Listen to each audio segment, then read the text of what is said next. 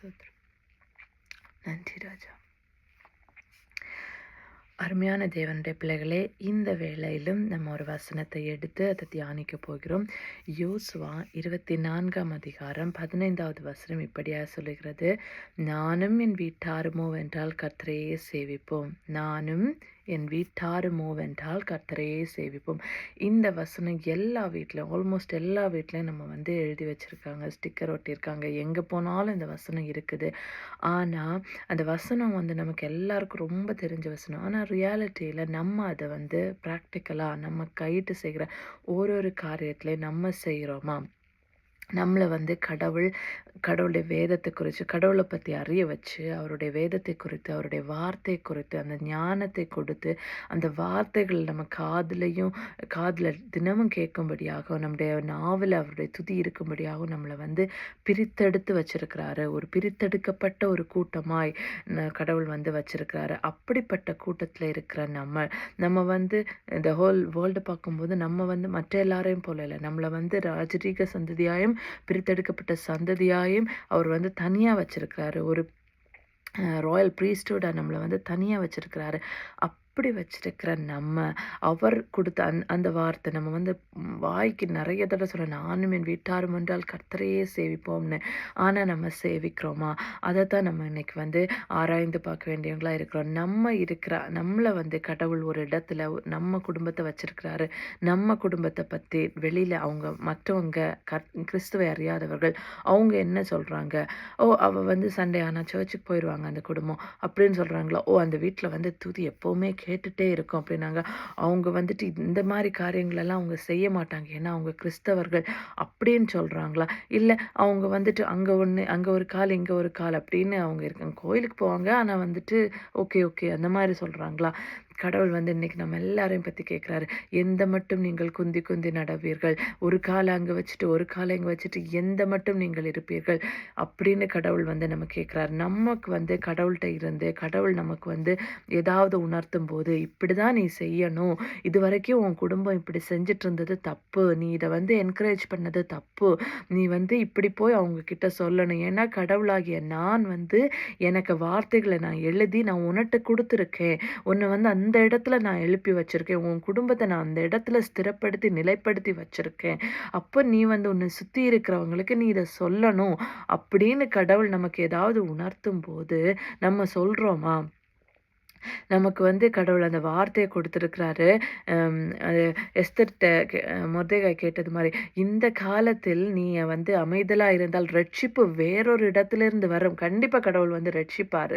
அதை வந்து நமக்கு நம்மகிட்ட ஒரு வார்த்தையை கொடுத்து, நமக்கு அந்த உணர்வுள்ள இருதயத்தை கொடுத்து, கடினமான இருதயத்திலிருந்து சதையான இருதயத்துக்கு கடவுள் மாற்றி அந்த ஞானத்தை கொடுத்து, அந்த ஆவியானவர் அந்த உணர்வையும் கொடுத்து, நமக்கு அதை பாயிண்ட் பண்ணி இதை நீ பண்ணு அப்படின்னு கடவுள் நம்மகிட்ட உணர்த்தும் போது நம்ம செய்கிறோமா? நம்ம வந்து அதுக்கு தகுதியான கடவுள் வந்து நம்மகிட்ட உணர்த்துறதுக்கு நம்ம தகுதியாக இருக்கோமா? அவர் கடவுள் உணர்த்துனா நம்ம என்ன பண்ணணும்? நம்ம அதை போய் செய்யணும். அதை நம்ம செய்கிறோமா? அதை நம்ம செய்யலைன்னா கடவுள் என்ன சொல்லுவார்? ரட்சிப்பு வேறொரு இடத்துல இருந்து வரும். நீ அமைதியாக இருக்கிற, நான் உனக்கு உணர்த்தி டயர்ட் ஆகிட்டேன், நீ அமைதியாக இருக்கிற, அதனால் நான் உன்னை விட்டுட்டு இன்னொரு குடும்பத்தை எழுப்புவேன், இன்னொரு ஆளை எழுப்புவேன். கடவுளுடைய பிரசன்னம் நம்மளை விட்டு போயிடும்.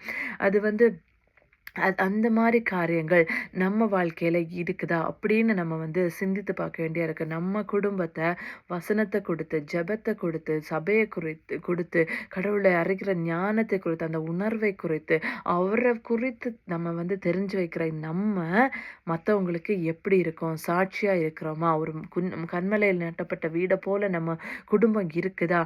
நானும் என் வீட்டாரும் என்றால் கர்த்தரையே சேவிப்போம்னா அது வந்து சும்மா கடவுள்கிட்ட போயிட்டு கடவுள் நல்லவர், கடவுள் அப்படின்னு சொல்றதில்ல, கடவுள்கிட்ட போய் டெய்லி ஜெபம் பண்ணதில்ல.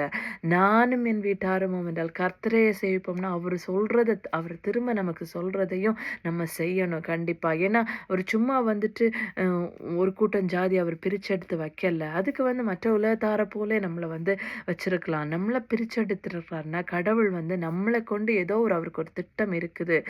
அந்த கடவுள் நமக்கு அதை வந்து உணர்வுத்துறாருன்னா அதை நம்மளை குறித்து அவருக்கு ஒரு திட்டம் இருக்குது. அந்த திட்டத்தை நம்முடைய சொந்தக்காரங்களுக்கும், நம்முடைய ஃபேமிலிக்கும், நம்ம சுற்றி இருக்கிறவங்களுக்கும் சொல்றதுக்கு ரொம்ப கடமைப்பட்டவர்களாக இருக்கிறோம். இப்போ நம்ம வந்து சின்னவர்களா இருந்தாலும், சிறியவர்களா இருந்தாலும், பெரியவர்களா இருந்தாலும், எப்படியா இருந்தாலும் கடவுள் வந்து நம்மள கண்டிப்பா பயன்படுத்துவாரு. அதுக்கு தான் கடவுள் நம்மள வந்து பிரித்தெடுத்திருக்கிறாரு. அதனால கடவுள் நமக்கு கொடுத்திருக்கிற அந்த அந்த வார்த்தைகள, கடவுள் நமக்கு கொடுத்திருக்கிற அந்த உணர்வுகள நான் மற்றவர்களுக்கு சொல்லணும். இப்போ நம்ம பைபிள் ரீட் பண்ணி பார்த்தோம்னா, நெறைய பேர குறிச்சு பைபிள் வந்து சொல்லுது. ஆனா இப்ப யாராவது ஒருத்தங்க நல்லது செஞ்சாங்கன்னா, ஒரு ஜெபம் எடுத்தாங்கன்னா, அவங்க வந்து எவ்ளோ கெட்ட மனுஷர்களா இருந்தாலும் சரி, கடவுள்ட்ட தாழ்த்தி அவர்ட்ட ஜெபம் பண்ணி, அவர்ட்ட அப்படி இப்படி அந்த பாகால் அது எல்லாத்தையும் அழிச்சாங்கன்னாலும், கடவுள் வந்து வந்து அவர் புக்ல எழுதி வச்சிருக்கிறாரு. இதே தான் நடக்கும். நம்ம வந்து உலகத்துல இருக்கிறோம். நம்ம நெறைய காரியங்கள் கடவுளுக்கு செய்றோம். நெறைய விஷயங்கள் நம்ம செய்றோம்.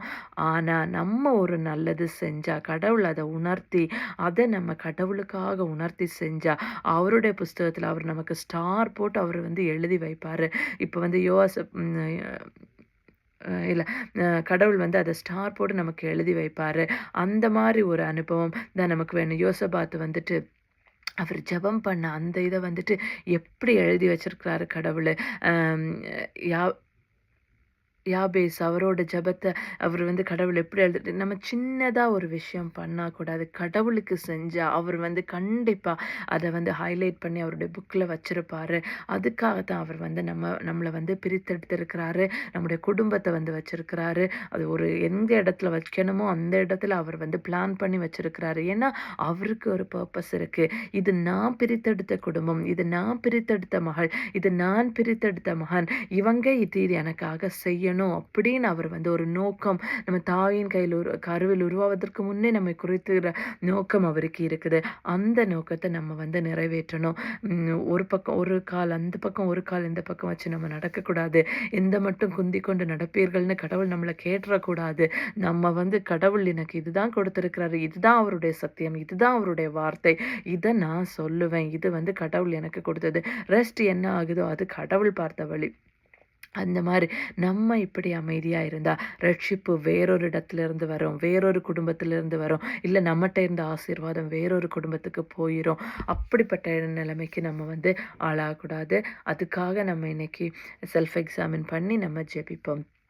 பரமபிதாவே, பரிசுத்தரே, அப்பா இந்த வேளையிலும் அப்பா நீர் கொடுத்த இந்த வார்த்தைக்காக நன்றி அப்பா. நானும் என் வீட்டாருமோ வென்றால் கர்த்தரையே சேவிப்போம் அப்பா. இது நாங்கள் வார்த்தைகளினால் வசனங்களினால் மட்டுமல்லாமல் அப்பா நிஜமாவே அதை உணர்கிறவர்களாக அப்பா, நிஜமாகவே அதை எங்கள் வாழ்க்கையில் கடைபிடிக்கிறவர்களாக, நிஜமாவே அதை நாங்கள் வந்து எங்கள் குடும்பத்தில் இம்ப்ளிமெண்ட் பண்ணுகிறவர்களாக நீர் எங்களை எழுப்பும் அப்பா. நீர் எங்களை பிரித்தெடுத்து வைத்திருக்கிறீரே, அதுவே எங்களுக்கு பெரிய ஆசீர்வாதம் அப்பா. நீர் எங்களை அப்பா மற்றவர்களுக்கு ஒரு ஆசீர்வாதமாய் வைத்திருக்கிறீரே, அதுவே ஒரு பெரிய ஆசீர்வாதம் அப்பா. ஆண்டவரே, இந்த வேளையிலும் அப்பா எங்களிடத்திலோ எங்கள் சிந்தையிலோ எங்கள் செயல்களிலோ அப்பா ஏதாவது குறைவு இருக்குமானால் என் தேவன் தாமே பரிசுத்த கரத்தை கொண்டு அப்பா குறைவை நிறைவாக்குவீராக அப்பா. அந்த இடத்திலே அப்பா ஒரு புது பலன் உண்டாகட்டும் அப்பா. எந்தெந்த காரியங்களிலே நாங்க மற்றவர்களுக்கு அப்பா சொல்ல இது எப்படி சொல்றது, அவங்க என்ன நினைப்பாங்க, நம்ம இதெல்லாம் சொல்லக்கூடாது,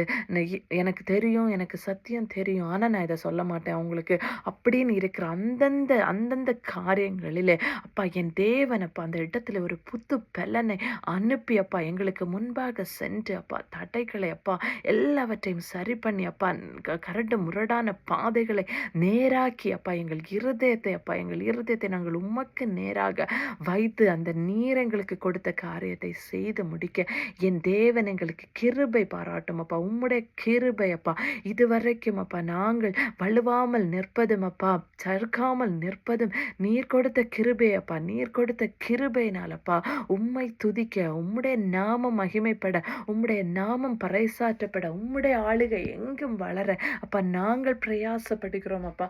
அந்த பிரயாசப்படுதலுக்கு அப்பா எங்களுக்கு நீர் ஒரு பலத்தை அப்பா, ஒரு புது பலனை கழுகை போல எழும்பி ஒரு புது பலனோடு சத்தியத்தை சத்தியமாக மற்றவர்களுக்கு அறிவிக்க இன்னும் இன்னும் பலரை அப்பா உம்மிடத்தில் கூட்டி சேர்க்க எங்கள் குடும்பத்தையும் அப்பா எங்களை சுற்றி இருக்கிறவர்களையும் எங்கள் நண்பர்களையும் அப்பா நீர் எங்களுக்கு கொடுத்த அந்த பிள்ளைகளை அப்பா உம்மிடத்தில் அப்பா நாங்கள் கொண்டு சேர்க்க என் தேவன் அப்பா இந்த இடத்துல அப்பா நீர் ஒரு புது பலனை கட்டளையிடுவீராக அப்பா. இரக்கத்தை கொடுங்க சுவாமி அப்பா. நீர் எங்களுக்கு அப்பா கல்லான இதயம் அல்லாமல் அப்பா ஒரு சதையான இருதயத்தை கொடுங்க தகப்பனே அப்பா. உம்முடைய வார்த்தைகளை அப்படியே வாங்கி கொண்டு உட்கொள்கிற ஒரு சதையான இருதயத்தை என் தேவனப்பா எங்களுக்கு கொடுமப்பா. ஒரு நிலைவரமான ஆவியை எங்களிலே புதுப்பியும் அப்பா. நீர் அதை செய்வீர் என்று நம்புகிறோம் தகப்பனே. நீர் கொடுத்த வாக்கு தத்தங்களையே நாங்கள் பற்றி பிடித்து கொண்டு உம்மிடத்தில் வருகிறோம் தகப்பனே அப்பா. நீர் வாக்கு மாறாத தெய்வம் தகப்பனே. நீர் ஒன்று சொன்னால் அது அப்படியே நடக்கும் அப்பா. நீர் ஒன்று எழுதியிருந்தால் அது அப்படியே நடக்கும் தகப்பனே. நீர் எங்களுக்காக என்ன காரியங்கள் எழுதியிருக்கிறீரோ அது மாத்திரம் எங்கள் வாழ்க்கையில் நடக்கட்டும் தகப்பனே. அது மாத்திரம் எங்கள் வாழ்க்கையில் வரட்டும் தகப்பனே. நீர் எழுதாத எந்த காரியங்களும் சத்ருவிடமிருந்து எங்களுக்கு வர வேண்டாம் தகப்பனே. சத்ருவுக்கு நாங்கள் இடம் கொடுக்காதபடி அப்பா. அப்பா நாங்கள் மௌனமா இருக்காதபடி அப்பா. எங்களால் முடிந்தவரை அப்பா உம்முடைய ராஜ்யத்துக்காக ரட்சிப்புக்காக மக்களை திருப்பி கொண்டு வர என் தேவனப்பா நீர் கிருபை செய்யும் அப்பா. தெற்கத்திய வெள்ளங்களை திருப்புவதை போல உன் சிறையிருப்பை திருப்புவேன் என்று சொன்ன தெய்வம் நீர் தகப்பனேப்பா. ஒரு தெற்கத்திய வெள்ளத்தை திருப்புவதை போல எங்களுக்கு இருக்கிற இந்த பயத்தின் ஆவியை மாற்றி, எங்களுக்கு இருக்கிற இதை எப்படி பண்ணுவது என்று தயங்குகிற ஆவியை மாற்றி அப்பா ஒரு புது பலனை கொடுத்து எங்கள் சிறையிருப்பை மாற்றி அந்த இடத்திலே அப்பா உம்முடைய மகிமை உம்முடைய ராஜ்யம் வெளிப்பட ஒரு பெரிய காரியத்தை என் தேவன் செய்யும். அதை நீர் செய்ய போவதற்காக நன்றி தகப்பனே. நன்றி ராஜா. நன்றி நன்றி நன்றி. எங்களையும் எங்கள் குடும்பத்தையும் அப்பா முழுவதுமாக உம்முடைய கரத்திலே நாங்கள் ஒப்புவிக்கிறோம். இயேசுவின் மூலம் பிதாவே, ஆமேன்.